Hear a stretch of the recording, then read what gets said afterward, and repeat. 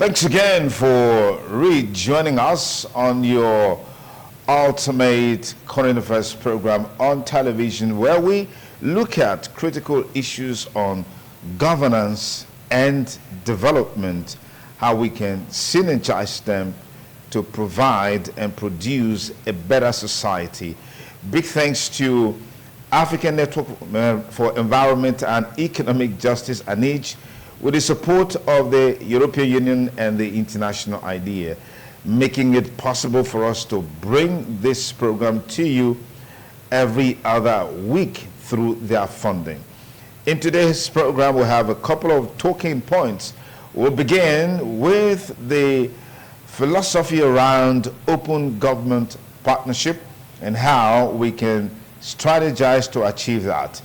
Also on the program, we're looking at the recent judgment by the Supreme Court on the freedom of information, which is a very cardinal policy issue that will help to deepen governance and development. As we make progress, other issues as usual will come along. Let me welcome to the studio and to the program the Deputy Executive Director, African Network for Environment and Economic Justice, Dr. Leo Atakpo. Leo, many thanks for joining us on the program. Thank you, Sonny Duke. Nice meeting you again. And good evening to our viewers. Okay, let's get right into the conversation today, beginning with open government partnership, which is a very, very robust ideology. How workable is it? To what extent has ANEJ, with its partner agency, been able to bring about this, policy issue, helping government, at least at the subnational level, to be able to drive governance and development with these ideas? Well, I think open government partnership is a lofty initiative. It's a global initiative. It's not a Nigerian initiative. It's a global initiative that is designed, to bring about citizens and government, working together to create policies and programs that will benefit the people ultimately. So it is an idea that has been tested around by several countries, as at the time Nigeria joined, when Buhari signed Nigeria onto the global initiative. Nigeria was the 70th country. And since then, we have over 100 countries signing on to the Open Government Partnership. And that tells you that, it's a welcome initiative that, countries all over the world, gladly open, their minds, to embrace. And because of, the peculiarity of OGP, the Open Government Partnerships, looks at how citizens, government can work together, to drive development. And for us, except any government has anything to hide or does not love his people, that's when you run away from OGP. Because even in Nigeria here, there are state governments, that have adopted the OGP. At some point in the last administration, ANEJ worked with the government to see how we can bring about OGP in Edo State. Okay. And so we got the government to be able to link up with the National OGP Secretariat, and they were able to reach agreement that, yes, they want to now work on OGP here in Edo State. And we followed through, with bringing various government stakeholders together. We work with various MDAs, to develop what we call the first state action plan. And the state action plan, brought together persons from various ministries, department, agencies of government, civil society, media. We all work together. We had this workshop. We got the resource persons to step down OGP, what it means to anybody, and for government officials to get to have the ABC understanding of OGP. And we did all of that. We were able to come up with a state action plan. And at that time, the governor himself was able to set up what we call the State Steering Committee. And because it's a co-creation of both government and the people, yeah, we had that appointment. Then the Attorney General, of the state was the co-chair for government, and then I was made the co-chair for non-state actors. Non-state actors include the private sector and civil society organizations. Okay. So all of us working together to co-create ideas, to co-create policies, to co-create programs, for government. And we come up with very beautiful idea that if, government took interest to step down all of those that were designed working together, perhaps those would have been better, in terms of governance at that time. Okay. And so we believe too that now that we have a new government in place, Governor Senator Monday Okpebholo, it's also an opportune time to also begin to look at some of these work that we have done in the past. Okay. That can also now be used to advance, government in all spheres. To talk about procurement, public procurement, talk about technology, talk about access to information, talk about transparency and accountability in governance, how to talk about engagement with the people, the people's platform, where government can, at every agreed period, have some kind of feedback mechanism that government can speak to the people, maybe through town hall meetings, tell the people what you are doing and let the people ask you questions. I'll give you some information as to what is happening in their locality. And so government will take note and then integrate all of those into their own planning. So all of those are the beautiful ideas that OGP offers, to any government that embraces it. In the case of Edo State, you're saying, after all those extensive works done, it didn't see the light of the day in terms of the practicalization of the state action partnership. Plan. Yes, because it needed the governor's assent. The immediate past governor refused to assent to that plan, and that was how we struck a dead end. Okay, so it does seem like the major challenge is not the adoption of the OGP philosophy, as it were. Most importantly, is actually the implementation of the policies after its design. Exactly. So how do we get subnational government that have keyed into it to actually start implementing? Yeah, the first thing is that, for instance, the one we did here in Edo, we can, support government, MDAs again, who can come together again, and then look at the state action plan we designed, look at what has gone by with time, and then see how we can reconstruct a new state action plan that fits the purpose of the present administration. And then we take it up from there. On our own as ANIJ, we could also support some of those processes to get the process going, between government, civil society, and of course the private sector. What do you make of this seeming mistrust from governments in relation to civil society organization, with some of these good intentions on the part of civil society? It isn't much of mistrust. I think it is a thing of political will, to deliver on all of those. Because if you talk about having a public platform for feedback, between government and the people, setting up such platforms, it is even in the better interest of government to have those platforms established, because through such processes, on a regular, basis, you'll be getting, feedback from your own people that you are governing, and so you'll be having real time, those kind of feedback that you require from your government. From your people. Okay. They would speak to you what is of interest to them. For instance, participatory budget process.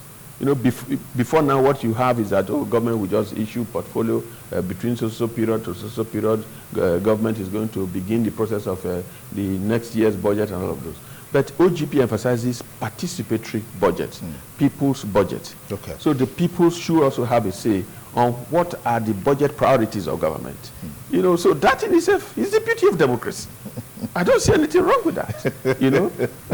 So you allow the people to participate in the government, in the budget process. Okay. So they give their views, they give their opinion. You can even do it senatorial district by senatorial district, get some citizens, opinion leaders, to come to say, what are the priorities for the next year, or something of such. So, well, you already have elected representatives of the people through their various constituencies. Isn't that tantamount to duplication of efforts? no, no, no, no, it is not. Because the beauty of democracy is, participation of the people. Elected representative is not enough. Because if it was enough, then everybody would go to bed and then allow elected representatives to do it. And then if you also look at the peculiarities of the kind of democracy we practice in this part of the world, where even some of the elected people, you even query how they even became elected in the first instance. So it's not as though that people don't even trust those representing them from various constituencies.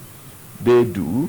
But again, how many of those elected now have, when you talk about constituency office, really have those constituency office where citizens, where they consult with the citizens, their representatives, before coming to government to, make decisions? They do not. So those kind of platforms, they look informal, but again, they are, some kind of platform that both the executive arm, even the legislative arm, will benefit from, once put in place. Okay, if you just join us, it's Governance and Development Conversation, proudly brought to you by African Network for Environment and Economic Justice, ANEJ, with the support from the European Union, EU, and the International IDEA. We'll take a short break. When we return, we will continue with the conversation on the Supreme Court judgment on the freedom of information.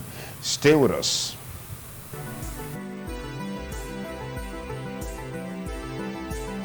Welcome to Governance and Development Conversation, GDC, the premier platform for in-depth discussions on governance, development, and policy issues in Nigeria on ITV. The fundamental values that in the long run protects that institution, the law enforcement.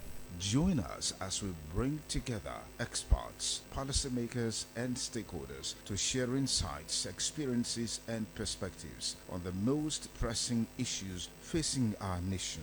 Government alone cannot fight corruption. From data-driven analysis to real-world applications, our conversations are designed to inform, educate, and inspire action. When the law enforcement agency like the police is creating an environment that is harsh for the human rights defender, it sends a wrong signal, particularly the issue of bail is free.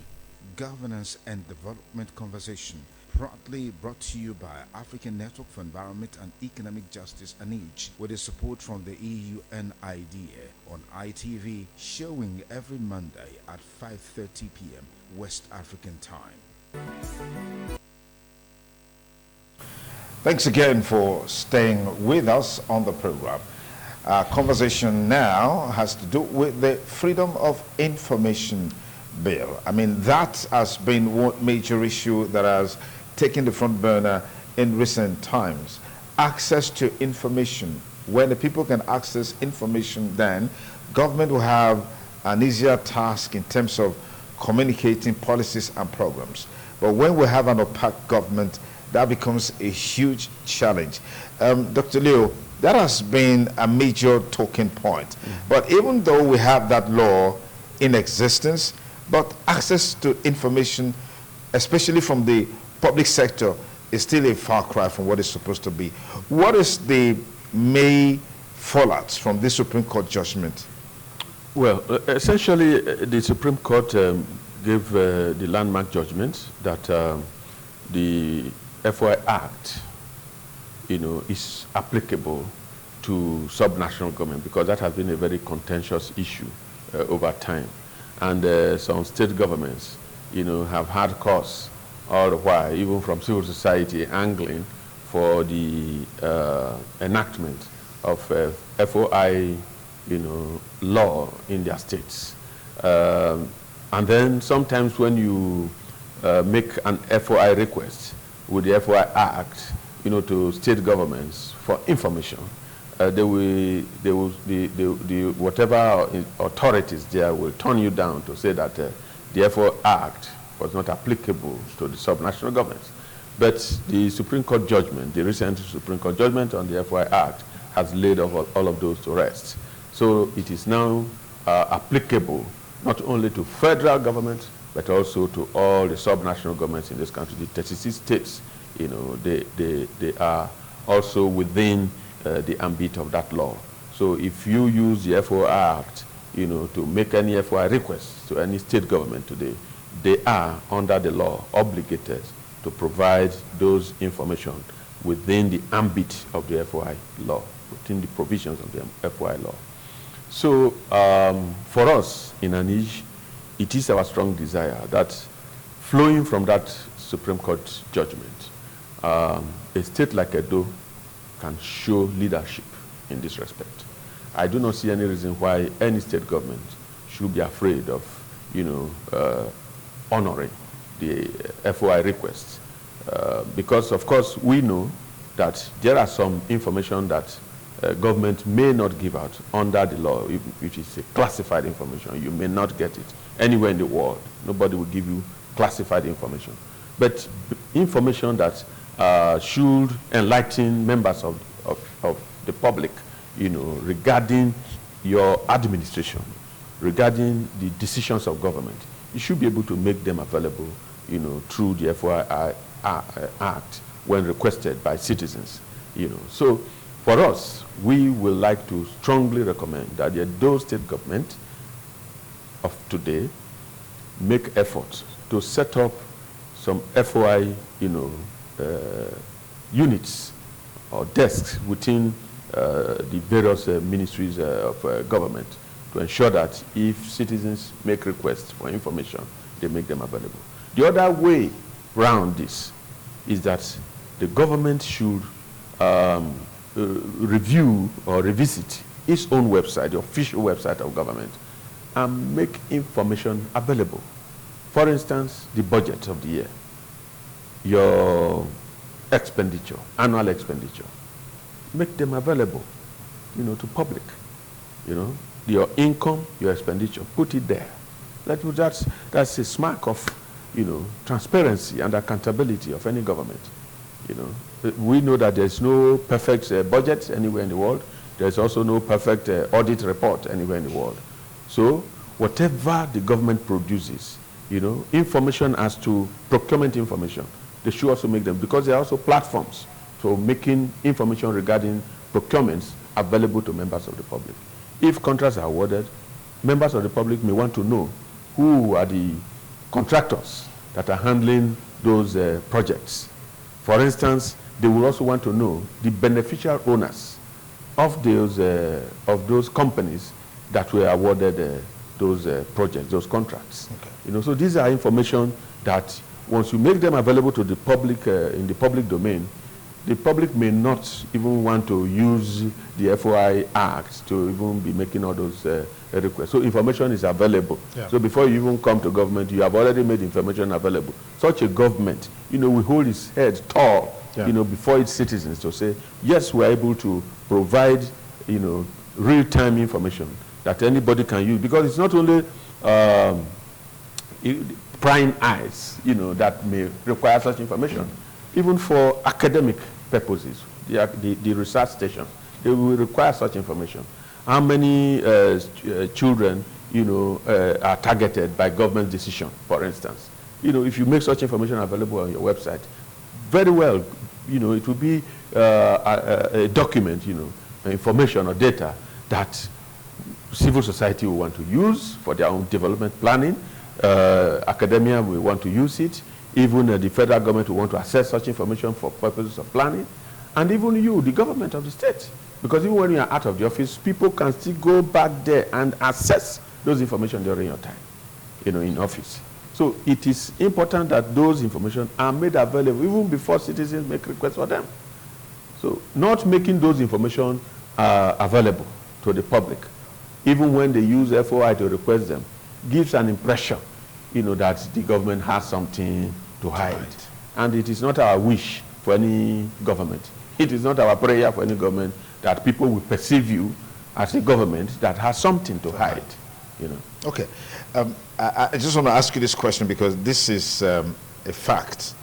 In Nigeria as a country is replete with laws and even Supreme Court judgment on several issues and in several instances. But after those judgments, the workability is another kettle of fish. Do you see that happening with the freedom of information judgment by the Supreme Court? Take, for example, local government autonomy. There has been a pronouncement by the Supreme Court on the autonomy of local government.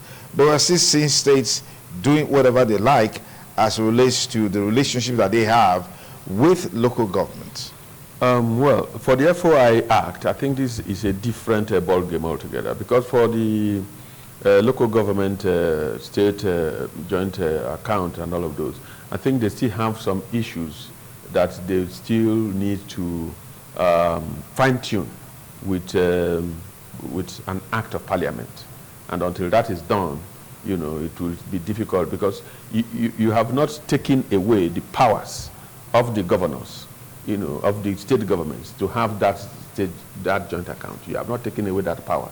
So that power still resides with them, you know. So if you have a clash, you know, of provisions of the law, whether it is a Supreme Court judgment or a provision of the law itself, then it is the provision of the law that takes precedence. That's what the governors are still enjoying. So until that is removed from the laws, from the statutes, you know, it will be difficult for you. No, I asked that question for the purpose because I heard what you said clearly. But for the FOI Act, I think it also remains for those of us, you know, who clamor for it to test, you know, the judgment. Yeah, for journalists to test the judgment. Journalists that do investigative reports, you know, need to also test that judgment. Because until you do, you will not know whether there's a stumbling block. Because, you know, when we started out the conversation, you said one of the challenges with the FOI Act is that subnational government were saying that it does not apply to them. Yes. All right? And now the Supreme Court has made a judgment. Isn't there that iota of possibility of a lacuna that needs an act of parliament to address before we can have subnational governments, that is the states, subscribe to the FOI? Yes, when we started this conversation, I made reference to that because that was the situation as at that time. Okay. Prior to the Supreme Court judgment. Okay. So there is no doubting the fact that that Supreme Court judgment holds water, you know, for the state governors to comply, you know, with requests, you know, on the FOI Act. You know, so you really do not need now to begin to make arrangements for any state to begin to enact its own FOI law. You know, you just need to work with the FOI Act that's available. But if there is any state that want to still hold on to the old notion, you know, but I think that is still left, you know, for the legal system, you know, to test it out.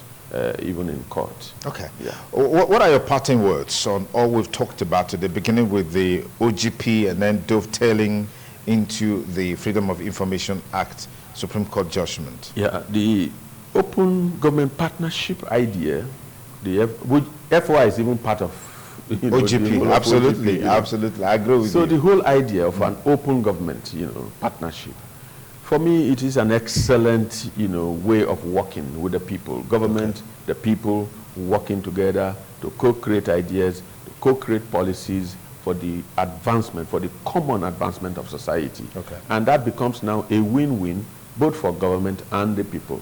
So in a society where there is that clear operation of open government partnership, you will discover, you know, that there will be less rifts between government and the people. Okay. And then that suspicion, that mutual suspicion you find sometimes will also be eliminated. Absolutely. Yeah, there will be trust in that government. Okay. You know, Okay, thank you very much, Dr. Leo Atakpo. Our guest today, the Deputy Director of African Network for Environment and Economic Justice, ANEJ, the sponsors of this program, with the support from the EU and the international idea. We hope to bring you a fresh edition of the program by next week, Monday, 5:30, God willing. We hope you stay with us and enjoy every bit of the program. You can follow this program using all the social media handles just to ensure that we're able to interact with you. You can send an email, send a WhatsApp message to the number on the screen, and of course on Facebook, Twitter, and YouTube, you can follow this program all the way. And that's our package for today on Governance and Development Conversation, proudly brought to you by ANIJ with the support of the EU and International IDEA. And I'm Sonny Duke Okosun, thanking you for staying with us. Have a beautiful evening. Bye for now.